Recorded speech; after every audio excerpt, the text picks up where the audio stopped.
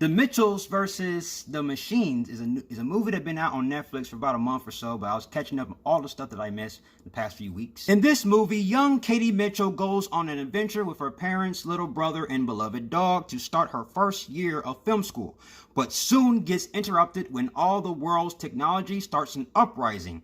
Now the family must come together, settle their differences to save the world. How many times have you seen this concept before? Technology takes over the world, family gotta save the world. You see like Incredibles, Terminator. You've seen this concept before, but for this movie right here, I feel like it's different. The whole entire movie was an adventure, a journey from the beginning all the way to the end. You got characters that are so fun to watch. Abby Jacobson, she's the voice of Katie Mitchell. Danny McBride is the voice of her father. And also Maya Rudolph is the voice of the mother. And I gotta tell you, the voice talents was remarkable. The dialogue, the script was funny.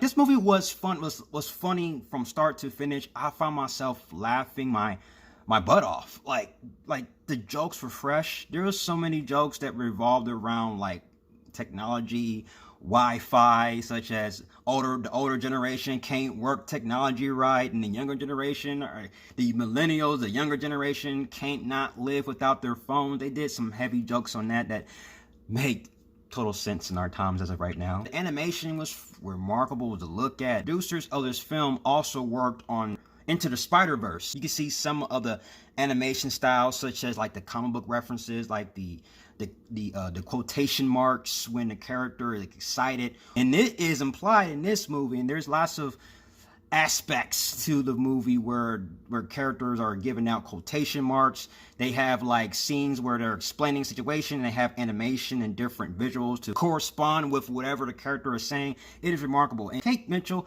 I connected with the main character, Katie Mitchell, because in this movie, she's a huge film buff. She loves movies, and she's trying to go to film school. I instantly got a connection with her because I like making movies, I like making skits and stuff like that, and I like talking about movies. So I instantly gravitated towards her character, and she instantly became my favorite character in the whole entire movie. I think the main focus of this whole entire movie is the dynamic between father and daughter. Because most of this movie, the father and daughter are pretty much button heads, and throughout the movie they got to learn to settle their differences. I instantly gravitated to all these characters on an emotional level, and also I was laughing my butt off from start to finish.